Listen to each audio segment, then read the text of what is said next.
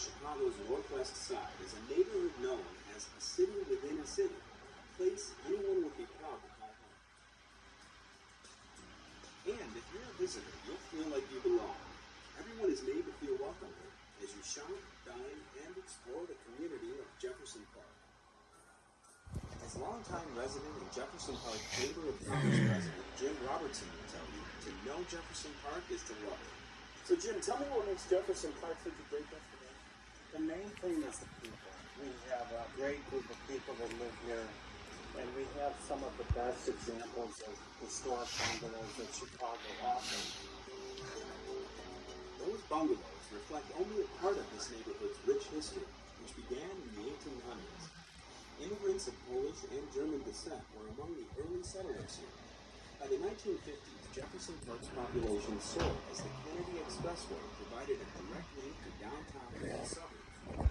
And in the 1970s, it grew even more when the CTA constructed a major terminal here, the Jefferson Park Transit Center, a connecting point for the CTA, Metra, and PACE.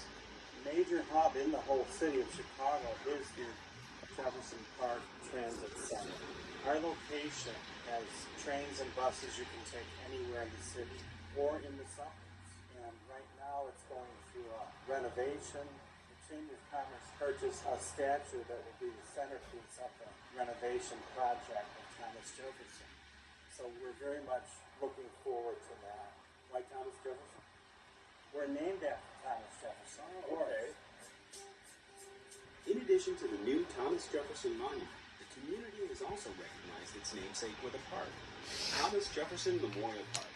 This is a very community-oriented park. We offer a variety of classes, including preschool, play school, tap and ballet, gymnastics, yoga. We have a senior club, a mom pops and pops, t-ball, soccer, swimming in the summer, day camp. Stop by anytime for some recreation, or every summer for the annual Jeff Fest, where you can shop local vendors, listen to local bands, and taste the local food.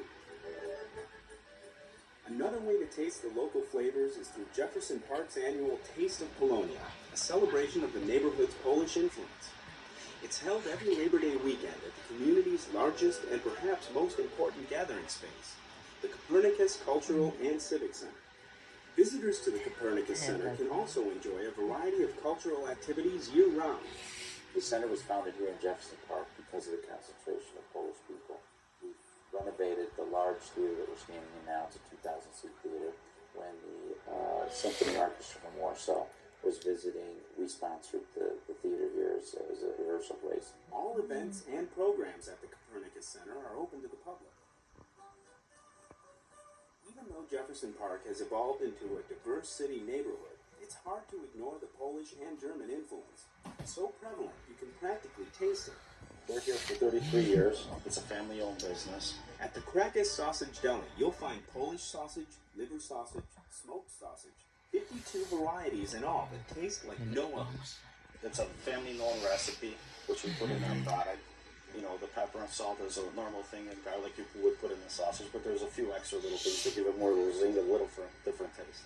Krakus is among the most popular food establishments in Jefferson Park. And Hot Shots? Here's your chance to fill up on some pool hall fun at Chris's Billiards. It's famous for playing a role in the Paul Newman, Tom Cruise flick, The Color of Money. Rack up some fun on one of 48 tables at this 35-year-old neighborhood mainstay. From indoor pool to outdoor fun, from great places to shop and eat, there is so much to experience in the neighborhood of Jefferson Park, and the CTA can get you there. Here's how. 91 Austin, 56 Milwaukee, 85 Central, 81 Lawrence, 81 W West Lawrence, 80 Higgins, 182 Foster, 56A North Milwaukee, 68 Northwest Highway, 85A North Central, 78 Monroe, and Blue Line, O'Hare Branch, Jefferson Park. And these are the routes that'll get you there. You would say, come to Jefferson Park Because it's a city within a city. It's a neighborhood that still is a neighborhood. And it has a lot of great people that live here.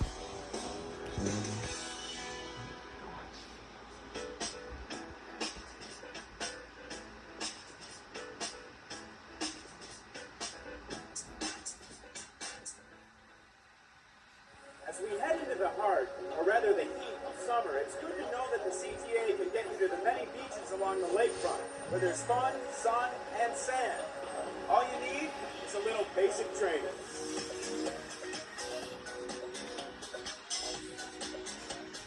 It's always the time of year Chicagoans eagerly anticipate. Summer in the city. Time to break out the beach gear and indulge in hot sand, cool waves, and lots of outdoor fun. My favorite thing to do down here is play volleyball. I play about 5 days a week with all of my friends, and we really enjoy it. We have wonderful beach houses. We've got great activities in our Academy Beach House, the outdoor gym. We have bike rentals at many of our beaches, so there's always something to do. Our sand volleyball courts are always very popular and very easy to get to. Our beaches are very accessible. The CTA makes it easy to get to every Chicago lakefront beach, all 31 of them. The CTA is a quick, easy, efficient way to get down to the lakefront without having to worry about parking, without having to worry about having your car.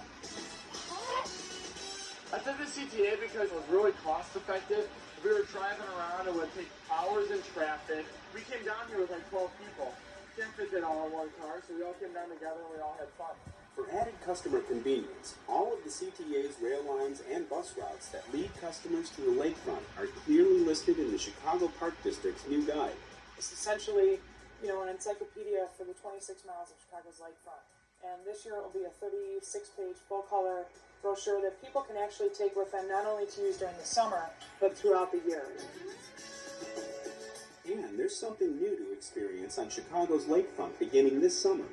Just a few steps south of the Adler Planetarium sits Northerly Island, a beautiful 91-acre respite of prairie grasses, beautiful pathways, and wildlife in a rather historic location.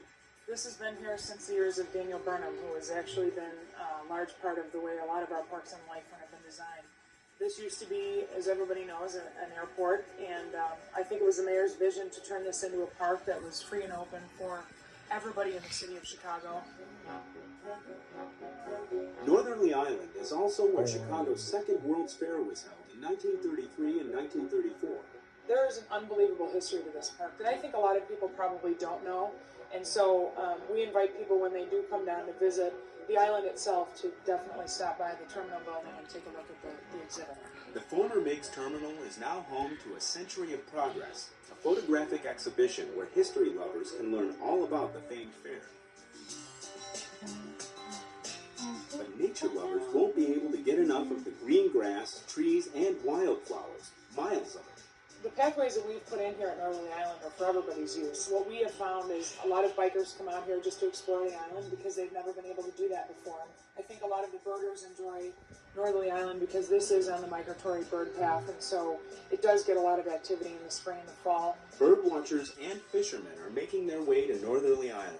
It's the newest site for the Perch Derby, a contest offering some of the finest shore fishing in the city. We are having the Derby out here again this year.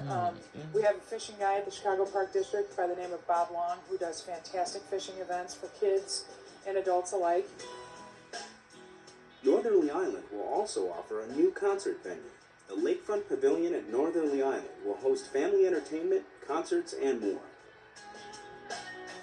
So come on out and enjoy the new Northerly Island and all of Chicago's celebrated beaches. And let the CTA get you there.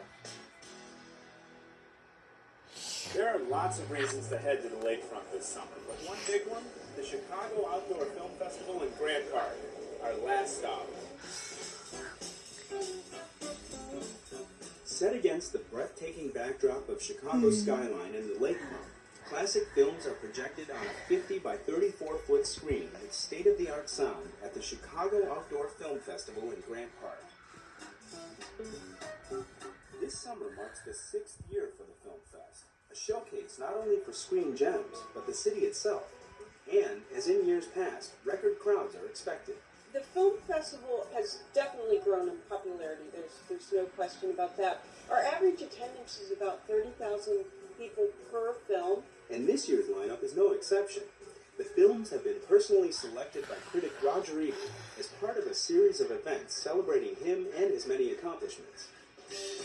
Films include Citizen Kane, Annie Hall, My Darling Clementine, E.T., The Night of the Hunter, The Hustler, and Star Wars. It's a program that gets a big thumbs up. I like that there's an eclectic mix, that it's not just the most recent blockbuster, but sometimes we get films, whether it's a Marx Brothers comedy or a Marilyn Monroe film, that are from 40 or 50 years ago, real classic films, and the prints are usually of the highest available quality. I love that it's a film lovers festival, but you can also just be somebody who loves the city, and you can have that movie on in the background. Take the CTA to Grant Park this summer for Chicago's Outdoor Film Festival. We'll tell you more about the Chicago Outdoor Film Festival next month as we begin another journey around Chicagoland on the CTA. I'm Dale Rivera. See you in August on Connections. For more information about the CTA or to use the RTA's trip planner, visit our website